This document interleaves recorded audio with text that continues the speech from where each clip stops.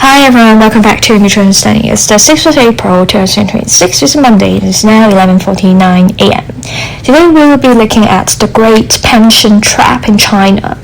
Before we look at the crisis, we have to define the mechanism. Shèbǎo. For an international audience, this is China's mandatory social insurance. It is the social security of the East, but with a structural design that makes it far more volatile than what you see in the West. If you are in the US, you might rely on 401k. If you are in Japan, you have your iDeCo or corporate DC plans. The defining features of systems ownership.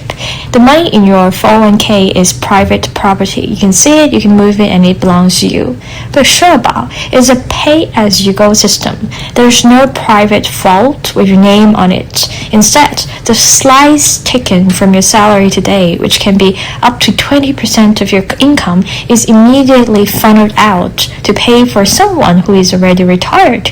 It's a social contract built on the assumption of infinite growth. But what happens when the engine of that growth in China, the workforce, starts to disappear? Let's look at the cold hard math of 2026. According to the IMF, China's population isn't just aging, it's undergoing a population upheaval. By 2050, it's projected that China will have fewer than 2 working-age adults for every person aged 65 years or older. Compare that to the global average. Across the OECD, the average old-age dependency ratio is projected to hit 52 retirees per 100 workers by 2050. But China is on track to blow past that. We are witnessing a historical anomaly, a country getting old before it gets rich. So if the worker to retiree ratio collapses, who is left to bake the pie that everyone is trying to slice? This brings us to the most radioactive topic in the Chinese society, the dual-track system. Historically, the system was split. On one track, you had the system insiders, civil servants and government officials. For decades, they paid nothing into the system, yet they retired with a replacement rate of 80% to 90% of their salary. On the other track, you had the outsiders, the private sector workers and farmers, the agricultural farmers who paid heavily but retired with a replacement rate closer to 40%. Yes, just 40%, or in the case of farmers, a mere 5%. The government merged these tracks in 2015 to quiet the critics, but it was a merger in name only. By adding occupational annuities for the officials, the gap has actually remained stagnant or even widened. In today, a retired official can earn around 10,000 RMB a month, while a rural farmer is told to survive on 163 RMB. So how can a social contract survive when the people writing the rules are sitting on a gold-plated track, while the people building the country are left with crumbs? Well, because of this disparity, we are seeing a silent strike.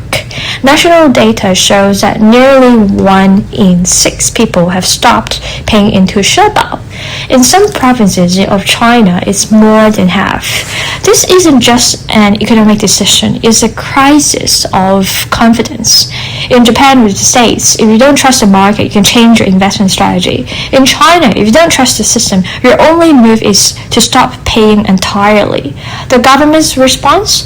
Moving the goalposts. Starting in 2025, China began gradually raising the retirement age from 60 years old to 63 years old for men and up to 85 for women. But as the retirement age goes up, trust goes down. Is it reform, or is it just a way to delay the inevitable bankruptcy of the fund?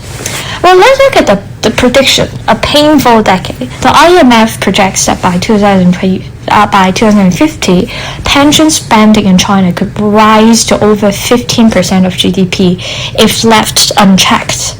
We are entering a decade of painful reform, and to save the system, the government has two choices, both of which are political nightmares.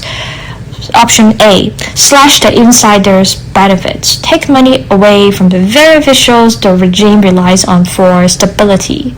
Option B, raise the burden on the young.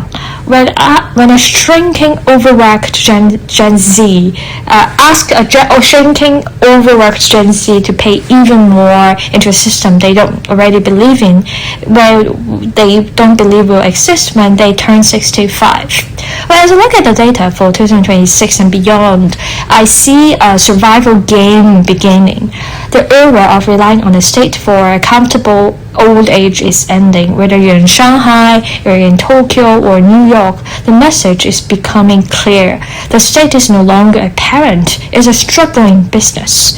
And so I leave myself and you with one final question. In a world where the demographic map no longer adds up, are you building your own safety net, or are you still waiting for a promise that was written for a different century?